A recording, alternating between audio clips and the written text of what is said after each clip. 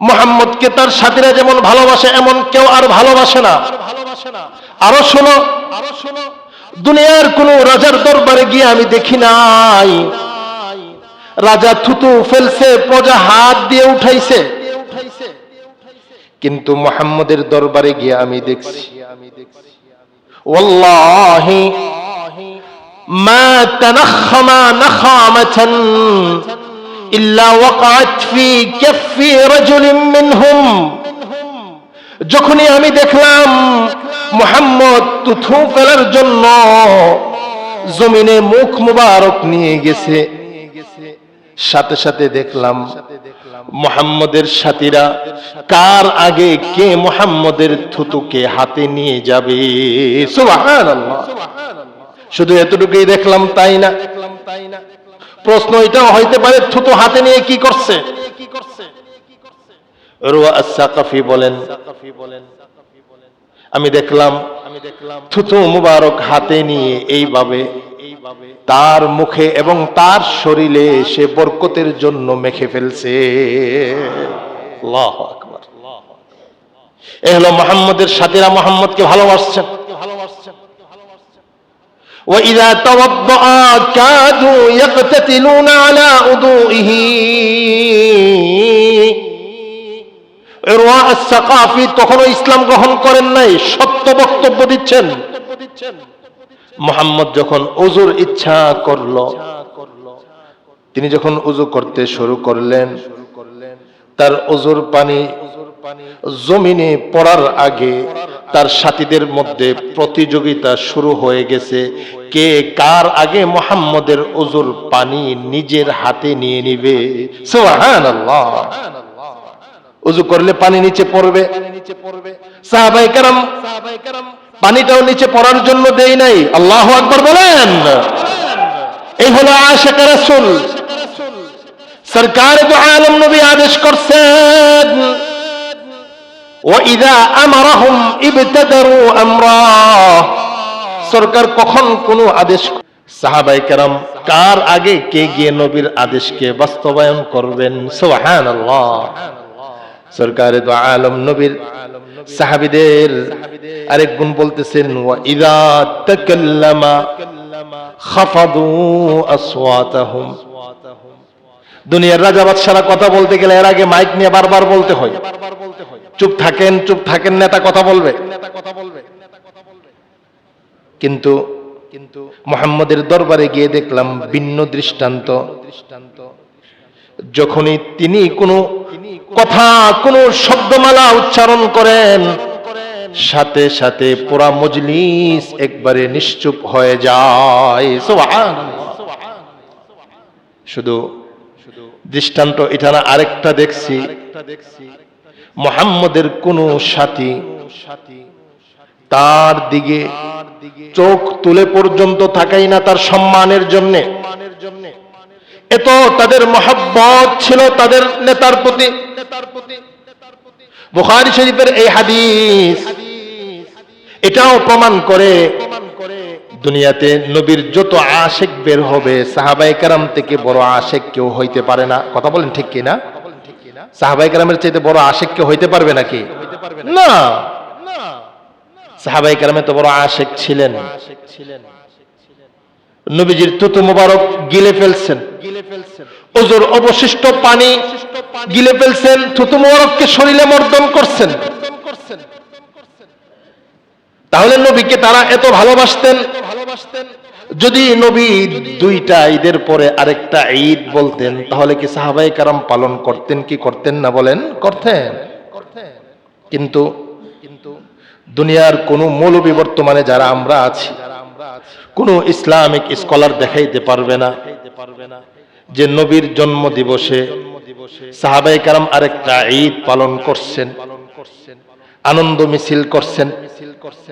তাহলে যেই কাজটা নবী করেন নাই, নবীর আশিকে রাসূল যে সাহাবায়ে কেরাম ছিল তারা করেন নাই, এই কাজটা আমি আর আপনি মহব্বত দেখায় করলে ইসলাম হয়ে যাবে। কি বলেন?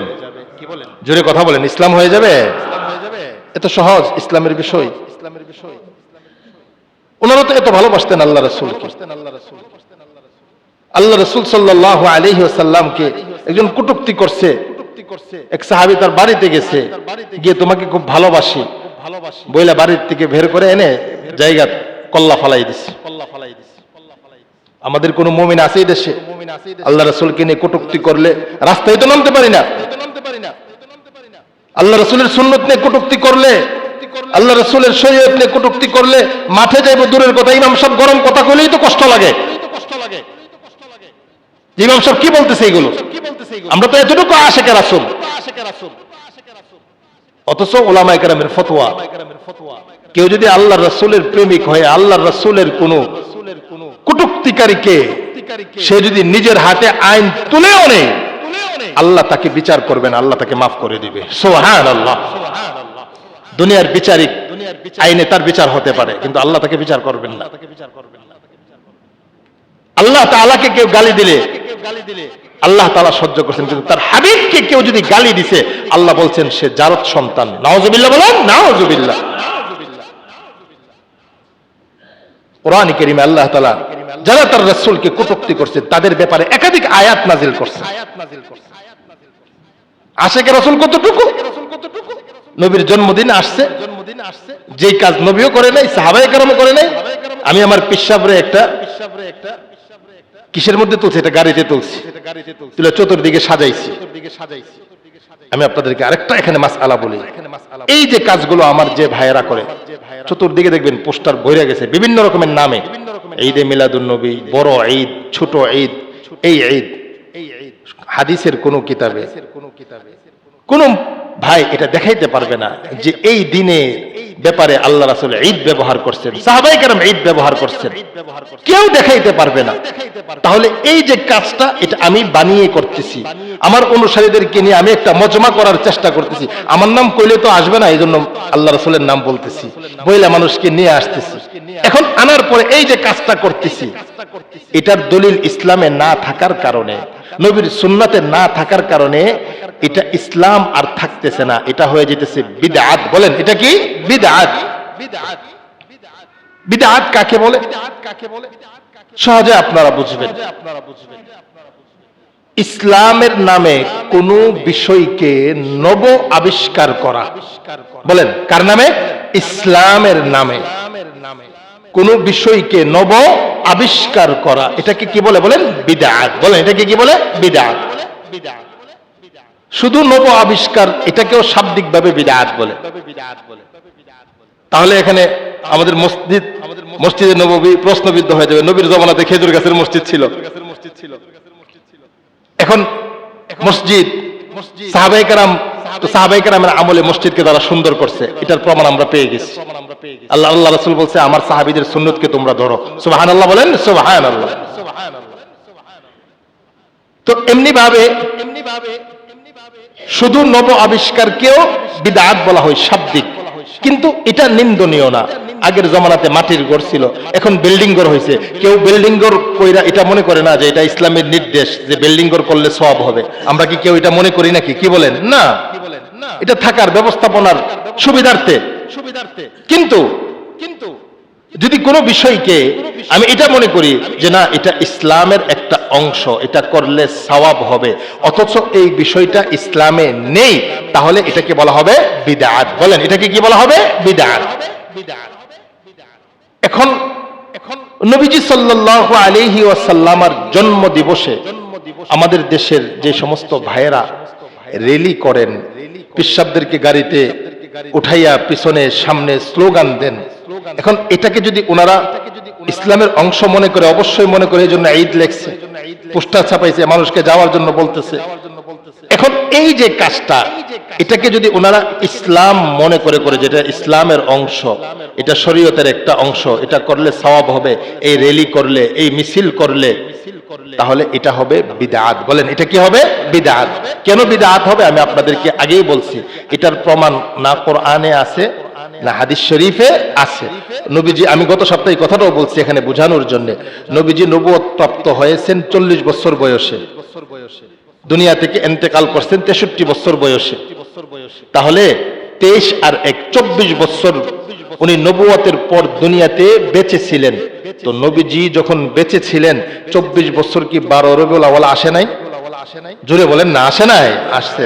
তো নবীজি কি বলছে যে আমাকে তোমরা নিয়ে মিছিল করো? বা আল্লাহ সাল্লাল্লাহু আলাইহি ওয়াসাল্লাম নিজে করছেন এমনটা? করেন নাই, তো কেউ দেখাইতে পারবেন না।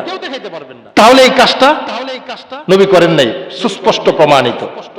সাহাবায়ে কেরাম হযরত আবু বকর রাদিয়াল্লাহু তাআলা আনহু থেকে নিয়ে খোলাফায়ে রাশিদিনদের প্রায় 30 বছর, কেউ দেখাইতে পারবেন না যে এই 30 বছর আবু বকর কোনোদিন সাথীদেরকে নিয়ে বলছে আসো মদিনার গলিতে আমরা কি করি, নবীজির আগমনের মিছিল করি। কেউ দেখাইতে পারবেন না যে হযরত ওমর তার রাষ্ট্রের তার অধীনস্থ যারা আছেন তাদেরকে নিয়ে কি করছেন, এই আনন্দ রেলি করছেন, হযরত ওসমান করছেন, হযরত আলী করছেন। তাহলে ওনারা করেন নাই, তাহলে কি ওনারা আশিকে রাসূল না? কি বলেন? সাহাবায়ে কেরাম আশিকে রাসূল না? তারা তো বিনা হিসাবে জান্নাতি। সুবহানাল্লাহ বলেন। বিনা হিসাবে জান্নাতি, বিনা হিসাবে জান্নাতি। তারা তো এগুলো করেন নাই, এজন্য তারা আশিকে রাসূল না। আমরা করতে পারলে আমরা আশিকে রাসূল না। আশিকে রাসূল তখনই হব যখন আমার আমল নবীজির সুন্নতের সাথে মিলবে, সাহাবায়ে কেরামের সুন্নতের সাথে মিলবে, কোরআনের সাথে মিলবে। আর এর বাহিরে যত প্রেম দেখাই, এটা কেমন হবে? ওই যে কোরআনে কারীমের আয়াত আমি আপনাদের সামনে প্রথমেই পড়ছি, আল্লাযীনা দাল্লা সা'য়ুহুম, তাদের চেষ্টা, তাদের কোশিশ সবগুলো বৃথা যাবে, সবগুলো বাতিল।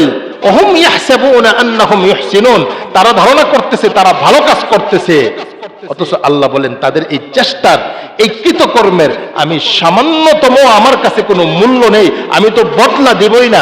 এগুলো মিজানের পাল্লায় ওজনই করা হবে না। নাউযুবিল্লাহ বলেন, নাউযুবিল্লাহ। ফালা নুকিমু লাহুম ইয়াওমাল কিয়ামাতি ওয়াজনা। এরপর আয়াত আল্লাহ এটা বলছে।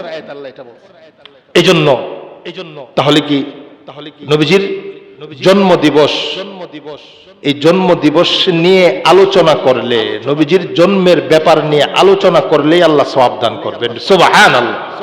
যে কোনো সময়ে, যে কোনো জায়গায় আমি আলোচনা করব। নবীজি সাল্লাল্লাহু আলাইহি ওয়াসাল্লামের জন্ম থেকে নিয়ে মৃত্যু পর্যন্ত পুরাটা সময়কে বলা হয় সিরাত। বলেন কি বলা হয়? সিরাত, জীবনী। একজন মানুষের জীবনের ভিতরে কি জন্ম বাদ দিয়া শুধু কি মৃত্যুর আলোচনা করা হয়, না জন্ম থেকে নিয়ে মৃত্যু সব আলোচনা করা হয়? বলেন, সব আলোচনা করা হয়। নবীজি সাল্লাল্লাহু আলাইহি ওয়াসাল্লাম দুনিয়াতে আগমন করছেন, আগমন করতে কি পুরা দিন লাগছে? কি বলেন? না, পুরা দিনের সামান্য একটু সময়ের ভিতরে তিনি দুনিয়াতে আগমন করছেন। কথাটা বুঝেন নাই? সামান্য একটু সময়ের। তাহলে নবীজির জীবনের সামান্য একটু সময় হলো বিলাদতের সাথে সম্পৃক্ত, জন্মের সাথে সম্পৃক্ত। তো এই সময়টা নবীজি দুনিয়াতে আগমন করছেন, এমন আশ্চর্যজনক ঘটনা ঘটছে, এইগুলো আলোচনা করলে সওয়াব হবে, এগুলো আলোচনা করা মুস্তাহাব, আলোচনা করা চাই, আলোচনা হবে। জিবরাইল বলেন দুনিয়ার সকল মাশরিক মাগরিব আমি ভ্রমণ করেছি, সারা দুনিয়া আমি বিচরণ করেছি, কিন্তু মুহাম্মদের বংশের চাইতে শ্রেষ্ঠ বংশ আমি খুঁজে পাই নাই। সুবহানাল্লাহ। কোরআন বলে তোমাদের মধ্যে একজন রাসূল আসছেন যিনি তোমাদের মাঝে সবচাইতে শ্রেষ্ঠ বংশ থেকে আগমন করছেন। সুবহানাল্লাহ। এগুলো আলোচনা হবে, কিন্তু এই আলোচনা নবীজি করছেন, নবীর সাহাবায়ে কেরাম করছেন, নবী নিজের বংশের কথা নিজে বর্ণনা করছেন। ইস্তাফাল্লাহ মিন ইব্রাহিম ইসমাঈল واصطفى من إسماعيل بني كنانة واصطفى من بني كنانة قريشا واصطفى من قريش بني هاشم واصطفاني من بني هاشم। সরকার দু আলম নবী বলেন, তিরমিজির হাদিস, আল্লাহর নবী বলেন আল্লাহ তাআলা পয়গম্বর ইব্রাহিম থেকে ইসমাঈলকে নির্বাচিত করছেন, ইসমাঈল থেকে বনি কেনানাকে নির্বাচিত করছেন, বনি কেনানা থেকে কুরাইশ বংশকে আল্লাহ নির্বাচিত করছেন, কুরাইশ বংশ থেকে আল্লাহ তাআলা বনি হাশিমকে নির্বাচিত করছেন, বনি হাশিম থেকে আল্লাহ তাআলা আব্দুল মুত্তালিবকে নির্বাচিত করছেন, আব্দুল মুত্তালিব থেকে আব্দুল্লাহকে নির্বাচিত করছেন, আর আব্দুল্লাহ থেকে আমি মুহাম্মদকে আল্লাহ নির্বাচিত করছেন। নবীজি নিজের বংশের পরিচয় নিজে দিয়েছেন, তার ইজ্জত সম্মান আর মর্যাদা কিভাবে পালন করব নবী বলে গেছেন, সাহাবায়ে কেরাম আমল করছেন, কিন্তু এর বাহিরে গিয়ে আমরা আমল করলে এটা আমল গণ্য হবে না, তাদের পদ্ধতির বাহিরে গিয়ে আমল করলে এটা হবে বিদআত। বলেন এটা কি হবে? বিদআত। এই ব্যাপারে অনেকগুলো দলিল আপনাদেরকে আমি দিতে পারবো। বুখারী শরীফের হাদিস 2696 অথবা 97 নম্বর হাদিস। আল্লাহ রাসূল বলেন, মান আহদাসা ফি আমরিনা মা লাইসা ফিহি ফাহুয়া রাদ্দুন। নবী বলেন, যে ব্যক্তি আমাদের ইসলাম ধর্মে এমন কোন বিষয়কে উদ্ভাবন করবে যেটার কোনো আসল নেই, দলিল নেই কোরআন এবং সুন্নাহর, ফাহুয়া রাদ্দুন, এটা বাতিল, এটা কোনো সময় গ্রহণ করা যাবে না। নাউজুবিল্লাহ বলেন, নাউজুবিল্লাহ। নবীজির বক্তব্য। এখন যদি আমি নিজের থেকে বানায়া করতে চাই, এই আমল করার মাধ্যমে ইসলামে কত বড় পরিবর্তন আনা হয়। ইসলামে কেউ যদি প্রশ্ন করে যে হুজুর ইসলামের জন্ম এবং মৃত্যুর কোনো অনুষ্ঠান করা বৈধ কিনা, সরাসরি নিষেধ, হারাম। ইসলামের জন্ম দিবস পালন করা নিষেধ।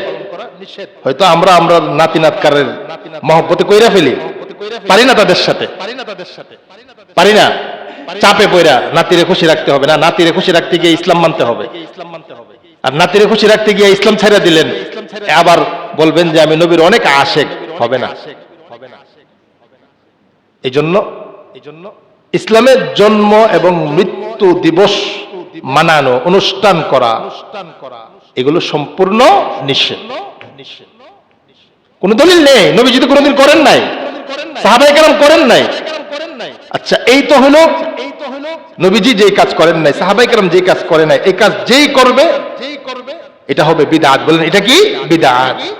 কুল্লু বিদআতিন দালালা। আল্লাহ রাসূল হাদিসে বলেন, প্রত্যেক বিদআত যেটাকে ইসলামে নাই কিন্তু ইসলাম মনে করে করা, এটা হলো গুমরাহি, পথভ্রষ্টতা। ও কুল্লু দালালাতিন ফিন্নার, আর প্রত্যেক গুমরা ব্যক্তি জাহান্নামে নিক্ষিপ্ত হবে। নাউজুবিল্লাহ বলেন, নাউজুবিল্লাহ। আচ্ছা, নবীজির জন্ম দিবস 12 রবিউল আউয়াল, মৃত্যু দিবস কোন তারিখ বলেন তো? 12 রবিউল আউয়াল। এই ব্যাপারে সময় একবারে স্বল্প, লম্বা আলোচনা করতে পারতাম। নবীজি যখন দুনিয়া থেকে বিদায় নিছেন, ইন্তেকাল করছেন, ওই সময় সাহাবায়ে কেরামের অবস্থা কেমন ছিল? হযরত উমর তরবারি হাতে নিয়ে নিছে। যে বলবে আল্লাহ রাসূল মৃত্যুবরণ করছে, তার সাথে উমর লড়াই করবে। সাহাবায়ে কেরাম তাদের মধ্যে অনেকেই যে না, আল্লাহ রাসূল মৃত্যুবরণ করেন নাই। আবু বকর রাদিয়াল্লাহু তাআলা আনহু, এই দিন ওনার পাশে একটা বাড়ি ছিল গ্রামের দিকে, আরেকজন স্ত্রী ছিল সেখানে। নবীজি যতদিন অসুস্থ ছিলেন, আবু বকর পাশে ছিলেন। ইন্তেকালের দিন তিনি স্ত্রীর সাথে সাক্ষাৎ করতে গেছেন। তাড়াতাড়ি শুনে খবর পেয়ে আসছেন। আয়েশা আল্লাহ রাসূল সাল্লাল্লাহু আলাইহি ওয়াসাল্লাম আম্মা জান আয়েশার ঘরে চাদরে আবৃত ছিলেন। আবু বকর ঢুকছেন, ঢুকিয়া নবীজির চাদরটা মুখ মোবারক থেকে সরায়া নবীজির কপালে চুমা দিচ্ছেন। সুবহানাল্লাহ। এবার হযরত আবু বকর বের হইছেন। হযরত ওমর কথা বলতেছেন, না আল্লাহ রাসূল মৃত্যুবরণ করেন নাই। আবু বকর বলছে, ওমর চুপ থাকো, চুপ থাকো। হযরত ওমর গরম মানুষ ছিলেন, তো হযরত আবু বকর একটা খুতবা দিচ্ছেন। মান কানা মিনকুম ইয়াবুদু মুহাম্মাদা ফাইন্না মুহাম্মাদান ক্বাদ মাত। এটাও বুখারীর হাদিস। হযরত আবু বকর সেদিন খুতবা দিবেন, তোমরা যারা মুহাম্মদের ইবাদত করতা, মনে করতা যে মুহাম্মদের ইবাদত করো, তাহলে মুহাম্মদ মৃত্যুবরণ করছে। ওয়া মান কানা ইয়াবুদুল্লাহ, আর যারা তোমরা আল্লাহর ইবাদত করো, ফা ইন্নাল্লাহা হাইয়ুন লা ইয়ামুত, আল্লাহ হলো চিরঞ্জীব, আল্লাহ তাআলার কোনো মৃত্যু নেই। সুবহানাল্লাহ। এরপরে তিনি আয়াত পড়ছেন, ওয়া মা মুহাম্মাদুন ইল্লা রাসূল قد خلت من قبله الرسل। হযরত আবু বকর এই আয়াত পড়ছেন, মুহাম্মদ উনি একজন রাসূল, দুনিয়াতে ওনার মতো অনেক রাসূল আগমন করছিলেন। সকল রাসূল তাদের নির্ধারিত সময়ে ইন্তেকালের সময়ে তারা দুনিয়া থেকে চলে গেছেন, ঠিক তেমনি ভাবে মুহাম্মদ সাল্লাল্লাহু আলাইহি ওয়াসাল্লাম তিনিও চলে গেছেন। এই আয়াত শোনার পরে সাহাবায়ে কেরাম সকলে মনে করলো যে এই আয়াত কি মাত্র নাজিল হয়েছে কিনা। এই আয়াত শোনার পরে হযরত ওমর সহ সাহাবায়ে কেরাম সকলেই শান্ত হয়ে গেছেন। সুবহানাল্লাহ। সম্মানিত উপস্থিতি, হযরত আনাস বলেন, হাদিস শরীফে আসছে, হযরত আনাস বলেন, মুসনাদে আহমদের হাদিস 14063 নম্বর হাদিস, হযরত আনাস বলেন আমি 2টা দিন পাইছি মদিনাতে। যেদিন নবীজি আসছেন, একটু সময় দিবেন, 2টা দিন পাইছি মদিনাতে। যেই দিন নবীজি আসছে এটাও আমি দেখছি, আর যেই দিন নবীজি মৃত্যুবরণ করছে এটাও আমি দেখছি। হযরত আনাস বলেন মা রাআইতু ইয়াওমান কাত্তু আদওয়া ওয়ালা আহসানা মিন ইয়াউমিন দাখালা ফিনা রাসূলুল্লাহ। নবীজি যেদিন মদিনাতে আগমন করছেন ওই দিন মদিনা ছিল আলোকিত। সুবহানাল্লাহ বলেন সুবহানাল্লাহ। আমি ওই দিনটাও দেখছি যে দিন নবীজি দুনিয়া থেকে বিদায় নিছেন। ওমা রাআইতু আযলামা ওয়ালা আসওয়া। হযরত আনাস বলেন নবীজি যেই দিন দুনিয়া থেকে বিদায় নিছেন ওই দিনের মতো অন্ধকার দিন আমি আর কোনোদিন দেখি নাই। সুবহানাল্লাহ। মানে ওনারা অনেক চিন্তিত ছিলেন, পেরেশান ছিলেন। মহব্বতের মানুষ দূরে চলে গেলে পেরেশান হয় মানুষ, চিন্তিত ছিলেন, পেরেশান ছিলেন। এই জন্য সম্মানিত উপস্থিতি, আল্লাহ তাআলা একই দিনে 2 ঘটনা ঘটাইছে যেন নবীর জন্মদিবসকে কেউ ঈদ না বানাইতে পারে। বুঝতে হবে আমাদেরকে ইসলামের এখানে মূল নীতি বিধান কি। সুসংবাদ আসছে, শুকরিয়া আদায় করব। কি বলবো বলেন? আলহামদুলিল্লাহ। নবী এই দিনে আসছিলেন, আলহামদুলিল্লাহ পড়ব, দুরূদ শরীফ পড়ব। আর সবচেয়ে বড় আশিক রাসূলের প্রমাণ হবে আমি নবীর সুন্নতের উপরে চলব। আর ইসলামের আরেকটা বিধান, দুঃসংবাদ আসছে, বিপদের সংবাদ আসছে, ইসলাম 2টা একবারে বন্ধ করে দিছে। সুসংবাদ আসছে, আনন্দ মিছিল করা যাবে না, হই হুল্লা করা যাবে না, শুকরিয়া আদায় করতে হবে, আলহামদুলিল্লাহ বলতে হবে। বিপদ আসছে তো আল্লাহ তাআলার দরবারে পড়ো ইন্না লিল্লাহি ওয়া ইন্না ইলাইহি রাজিউন। মানে সুসংবাদ শুকরিয়া আদায় করব, দুঃসংবাদ সবর করব। এই 2টা শিক্ষা ইসলাম দিয়েছে। এই জন্য আমরা নবীজির আশিক প্রকৃত পক্ষের হলে আমাদেরকে পরিপূর্ণ নবীজির সুন্নতকে আঁকড়িয়ে ধরতে হবে। আল্লাহ তাআলা আমাদেরকে সুন্নত আঁকড়িয়ে ধরে নবীর আশিক হওয়ার তৌফিক দান করেন। আমিন। ওয়া আখিরু দাওয়ানা আলহামদুলিল্লাহি রাব্বিল আলামিন।